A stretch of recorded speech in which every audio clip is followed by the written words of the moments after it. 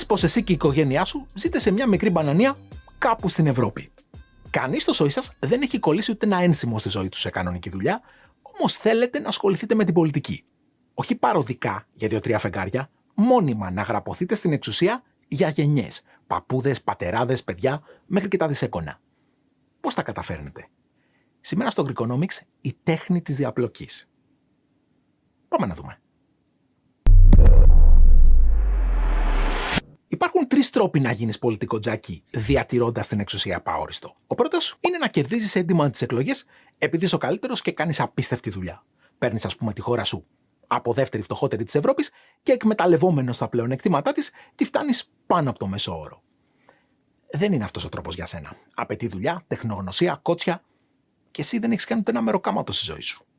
Ο δεύτερος τρόπος είναι να αρπάξεις την εξουσία ένα χάραμα βγάζοντας καμιά εκατοστή τάγκ στους δρόμους. Ούτε με αυτό θες να μπλέξεις όμως, γιατί το έχουν δοκιμάσει κι άλλοι και δεν πήγε και πολύ καλά. Και ας μην κρυβόμαστε τώρα, ούτε να σηκωθείς από το κρεβάτι δεν θα μπορέσεις τόσο πρωί. Σου μένει λοιπόν μόνο ο τρίτος τρόπος. Ποιος είναι?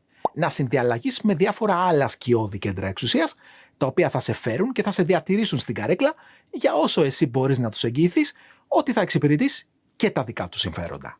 Ωραία. Ας υποθέσουμε πως τους πείθεις και σε φέρνουν στα πράγματα. Πολιτική εξουσία έχεις. Τι σου λείπει? 2 πράγματα. Χρήμα, φυσικά, και κάποιοι να κάνουν τον κόσμο όχι μόνο να μην κατέβει στους δρόμους για να σε διώξει, αλλά να σε ψηφίζει κιόλας. Τέτοιους συνεργάτες θα βρεις σχετικά εύκολα. Υπάρχει όμως ένα σημαντικό πρόβλημα. Αυτό το αλυσβερίσι που σχεδιάζεις μαζί τους είναι πολύ προφανές και θα μπλέξεις. Πες για παράδειγμα πως ο εγκριτότατος δημοσιογράφος κ. Πορτογλίφτε σε υπερασπίζεται καθημερινώς σε 4 εκπομπές με όλα τα κύτταρα της ύπαρξής του. Τι θα κάνεις? Θα στέλνεις στο κανάλι του στο τέλος του μηνός πακέτα? Δεν λέει. Γίνεσαι εύκολος στόχος. Πώς είναι δυνατόν όμως να συναλλάσσεσαι κρυφά κάτω από τη μύτη των έστω υποτυπωδών θεσμών που ελέγχουν την εξουσία? Εύκολα. Με τριγωνικές συναλλαγές και όπου μπορείς να προτιμάς να ξεπληρώνεις τα χρέη σου σε είδος, με παροχές, ανοχή και διευκολύνσεις. Κοίταξε πόσο απλά στείνεις τέτοια τριγωνάκια διαπλοκής. Τι χρειάζεσαι σαν εξουσία?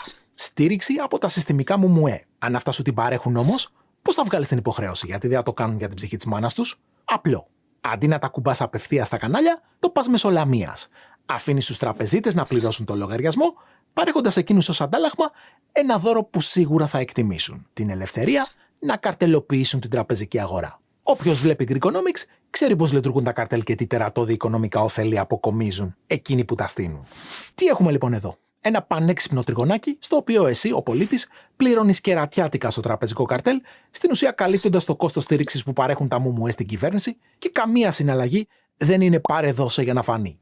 Όλες είναι μόνο πάρε και πάνε το γύρο του τριγώνου, καθιστώντας το πολύ πιο δύσκολο να καταλάβει κανείς τι ρόλο εξυπηρετεί η καθεμία. Καλό, δες ένα ακόμη καλύτερο. Τι άλλο χρειάζεται ένα καθεστώς για να μείνει στην εξουσία? Χρήμα για μεροκάματα στα κομματόσκυλα, για προεκλογικές εκστρατείες, για στημένες δημοσκοπήσεις, για φιέστες, για τα κόστη λειτουργίας του γενικά. Φυσικά, δεν μπορείς να βάλεις χέρι στο κρατικό ταμείο και να αρπάξεις όσα σου λείπουν. Δηλαδή, μπορείς, αρκεί να το κάνεις τριγωνικά. Πώς? Παρέχουν οι τράπεζες χρήμα στο πολιτικό σύστημα με μια μορφή δανείου. Όχι σαν το δικό σου το στεγαστικό που άμα χάσεις τη δόση σου βγάζουν το σπίτι στο πληστηριασμό, ένα κάπως πιο ελαστικό δάνειο που δεν έγινε και κάτι άμα ξεχαστεί μια δόση ή όλες οι δόσεις. Ωραία. Πώς λειτουργεί το τρίγωνο εδώ? Η κυβέρνηση βγάζει την υποχρέωση στις τράπεζες με ευεργετικές αναθέσεις στους καναλάρχες, για να είμαστε πιο ακριβείς στις άλλες business που έχουν για να κονομάνε αυτές που ασχολούνται με δημόσια έργα, ενέργεια, διόδια κτλ. Και εκείνοι με τη σειρά τους κλείνουν το τρίγωνο παρέχοντας διαφήμιση στο τραπεζικό σύστημα. Μιλήσαμε εκτενώς για το ρόλο του marketing στις τράπεζες του μέλλοντος στο προηγούμενο βίντεο, το οποίο δες το γιατί θα μάθεις πράγματα που δεν περνάνε καν από το μυαλό σου. Όμως εδώ δίκαια θα αναρωτηθείς, τι νόημα έχει η διαφήμιση για μια συμβατική τράπεζα που ούτε επιχειρηματικά ούτε στεγαστικά δάνεια δίνει σε εκείνους που βλέπουν τις διαφημίσεις, ούτε τις καταθέσεις τους χρειάζεται? Κανένα νόημα. Αυτό που έχει τεράστιο νόημα όμως είναι η ανοχή που παρέχει το μηντιακό σύστημα στο τραπεζικό καρτέλ. Στην υποθετική χώρα για την οποία μιλάμε δηλαδή, δεν θα ακούγες ποτέ στην τηλεόραση ούτε ένα ρεπορτάζ για το πώς οι χρεώσεις για τις τραπεζικές της συναλλαγές είναι από τις ακριβότερες στον πλανήτη. Αν τώρα εσύ θέλεις να βάλεις τα χρήματά σου κάπου που να μην τροφοδοτούν τη διαπλοκή, επέλεξε το χορηγό αυτού του βίντεο. Η Freedom24 σου δίνει εύκολη πρόσβαση στα ελληνικά στις κορυφαίες χρηματαγορές παγκοσμίως και προσφέρει προγράμματα τοποθέτησης μετρητών με επιτόκια που δίνουν αξία στις οικονομίες σου.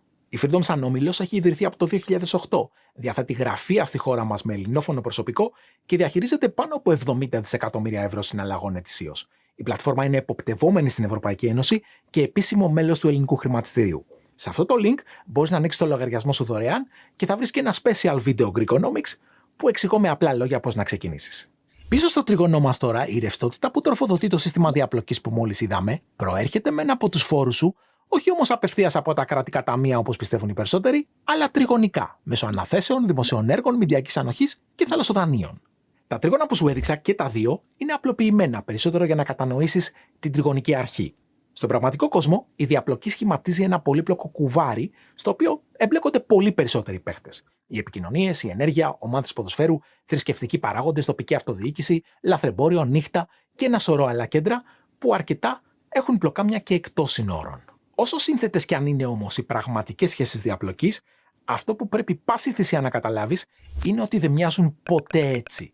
Πάντοτε εκτελούνται τριγωνικά, για να μην εντοπίζονται εύκολα και να μπορούν να εξηγηθούν μόνο σε βίντεο κάποιου καναλιού οικονομικής γνώσης, που ας μην έχουμε αυταπάτες, ο περισσότερος κόσμος δεν θα δει ποτέ. Είμαι ο Κοσμάς Μαρινάκης, διδάσκω οικονομική επιστήμη στο Πανεπιστήμιο της Σιγκαπούρης και αυτά ήταν τα τρίγωνα της διαπλοκής. Αν δεν μου συμβεί κάποιο ατύχημα, τα λέμε στο επόμενο.